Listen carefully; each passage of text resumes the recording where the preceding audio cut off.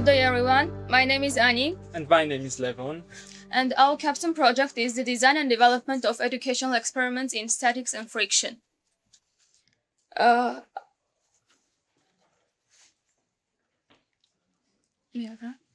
presentation begins with the background of our project, explores our proposed experiments, and ends with final outcomes and future work.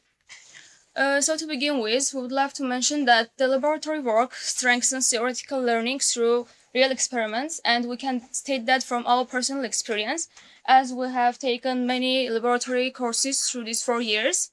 And AUA has recently obtained Edibon experimental setups that cover several topics, including statics, dynamics, transmission, friction, and these experimental setups are a good basis to develop new hands-on experiments, and those experiments will become a foundation for maybe new laboratory classes, for example, for statics course, for engineering dynamics course, and our capstone was based on this basis developing new experiments. So our deliverables are 2 experiments in statics, 2 experiments in friction. They are physical setups, SolidWorks models and simulations where they are applicable, and student manuals for future laboratory use. The stages of the implementation were the following. We reviewed the existing Edibon experiments. We modeled our experiments, simulated them before creating the physical setups to see that they work. Created the physical setups and developed the experimental manuals. Those are the topics that were already covered through Edibon setups. And analyzing the topics, we could find topics that we cover in theory in our courses, but are missing in the experiments. So we could see what is missing and what we can add. Our proposed experiment in statics. First, we noticed that we are covering a topic of second moment of area during our engineering statics course, but there is no experiment related to it in the setups. So our experiment is the beam deflection and second moment of area. And the objective of the experiment is to experimentally calculate the second moment of area of a beam and comparing it to the theoretical value of the second moment of area, and also verifying a deflection equation for a simply supported beam subjected to a concentrated load at its midspan. We started with the simulations. As material is very important here, we added our own material. In our case, beams are from an aluminum alloy. We construct the beams in a way that they are simply supported and subjected it to a concentrated load. And what we can see from static simulation in SolidWorks is the deflection of beam, and we can see the deflection of the beam at a certain point, which we need in our experiment. These are the cross sections that of the beams that we used. We chose some cross sections that are different from each other, so that students can at the end compare them and understand the effect of the geometry. The overall procedure is students are going to simply support the beam on the panel. The concentrated load will be applied, and there will be deflection, which students are going to measure using a dial indicator. Dial indicator will be below the beam, so they can see the deflection. And using the following formula, they measure the deflection. P is the load, they know how they applied. X is the point where the deflection is measured. E is Young's modulus, which they are given, characteristic of the material. And what's left is the I, second moment of area, which they can find. So this is experimentally calculating the second moment of area, and they will compare it with the theoretical calculation, and also this will verify the formula. This is our real life setup, and due to the good resolution of the dial indicator, which is 0.01 millimeter, we could reach very good results in real setup, in real experiment. Now about the second experiment in statics, that's the equilibrium of coplanar and concurrent forces acting on a ring. The objective of this experiment is to demonstrate the equilibrium through experiment, to see the equilibrium of four forces acting on the ring, and to determine the weights of two plates that are going to be fixed. Well, there are experiments related to equilibrium. The main stress of the Edibon experiments is about force triangles, force parallelograms, but this our objective is quite different from the existing ones, and also is related to our statics course. Again, we started with simulation. As there are four forces, they are applied at certain directions. We applied the force weights of two plates that are the constant forces, and we could see whether we will be able to bring the system to equilibrium applying other two forces at the given directions or not, and we could see how much force should be applied to the other two cores to bring the system to equilibrium. The experiment has two parts. First part is calculating the spring constant. The spring is at the end of one of the chords. The two plates are fixed, and on the other chord, the weights are going to be adjusted. With adjusting the load on the hook, also the force at the spring cord will be adjusted by pulling it, and so bringing the system to equilibrium. Students will be able to experimentally find the weights of the plates. Next, they will measure the weights using spring scale and again compare them. Those are the simple formulas, the Hooke's law that they are going to use. And again, the real life setup. First picture is from measuring the spring constant, and second one is the full setup where students should bring the system to equilibrium. Again, in this case, we could reach very close results to the expected theoretical results, which shows that experiment is doable and it can be done in real life. Next, I will introduce the other two experiments developed by us, which will focus on friction. So the first experiment is about belt friction and the capstone problem. The belt friction is used in many real-life applications, and with capstone it is used mainly in marine applications, where a small holding force is required to hold high loads. So the main idea of this experiment is to show that friction is not only a resistive force, but also can be used as an advantage, something that could help us.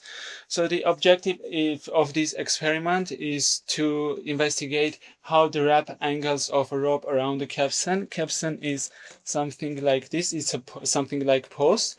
So the rope will be wrapped around it, and the students will investigate how the wrap angle affects the holding force required to hold the load, and they will calculate also coefficient of static friction between the rope and the capstan.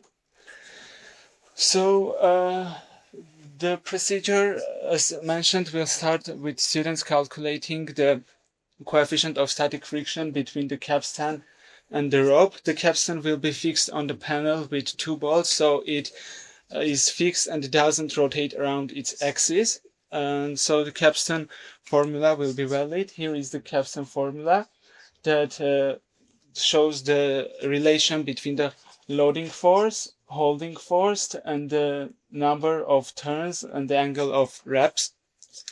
So at the first part, students will apply some fixed loading force and calculate and experimentally measure the minimum holding force that they are required to hold the load, and they will find a coefficient of static friction. And in the second part, using the calculated coefficient of static friction, students will calculate the holding force for other loads, and with that validate the capstan formula. They will be provided with data sheets that will help them understand the procedure more easily and follow the steps, and those data sheets also will help them in comparing experimental and theoretical results. And here is the physical setup. and this side is holding force, a loading force, which is a, and this side is holding force. As we can see, loading force is much higher than holding force. The next experiment is about friction in lifting tanks. Tanks are used in industries to hold and lift some weights. So the purpose of this experiment will be to calculate the coefficient of static friction between the tank and the weight block, and also investigate how the contact material between the contacts affect the maximum holding capacity of the tank. So to start with, we modeled our tank, and taking into account its geometry, we used the free body diagram of its members to understand the relation between the coefficient of static friction and the weight of the block, maximum weight required to hold. So then the next step was to do a SolidWorks simulation. Using this formula, we took a weight of 500 grams and calculated that coefficient of static friction should be minimum 0.77. And applying those values in SolidWorks motion study, we obtained that, as we can see, the weight can be held by the tank.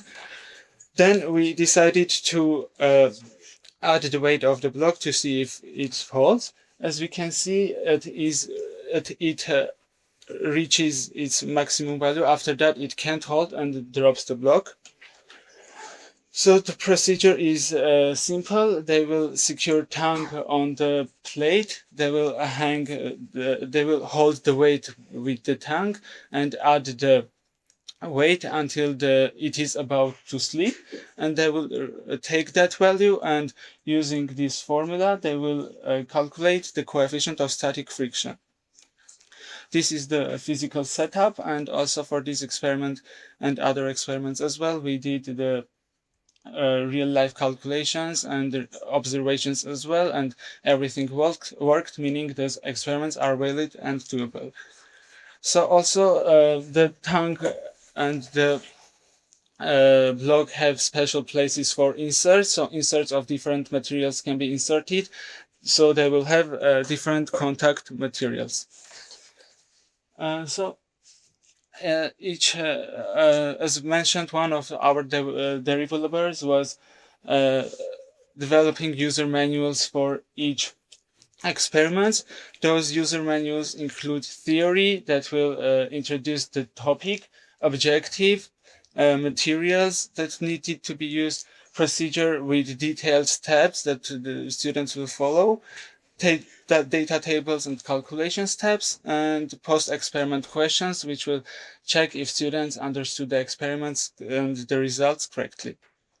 So our future work includes testing those experiments with student groups during laboratory sessions.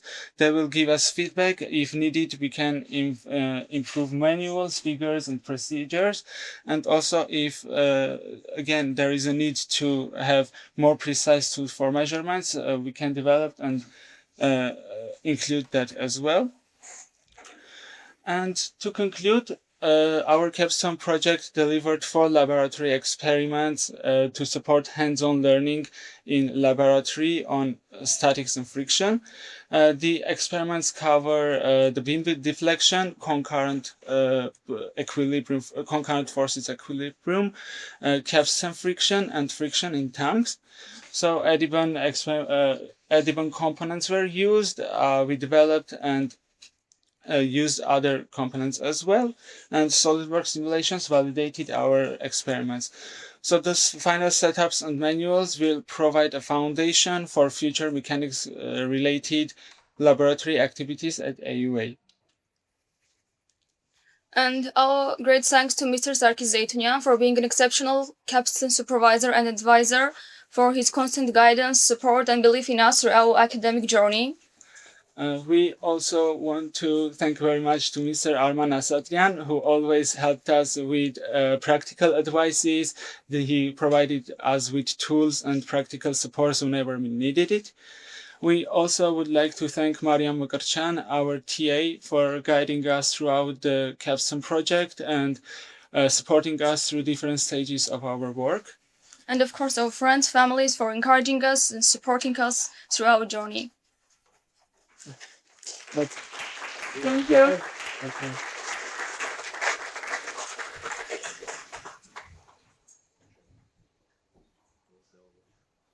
Any questions? Can you tell the motivation again?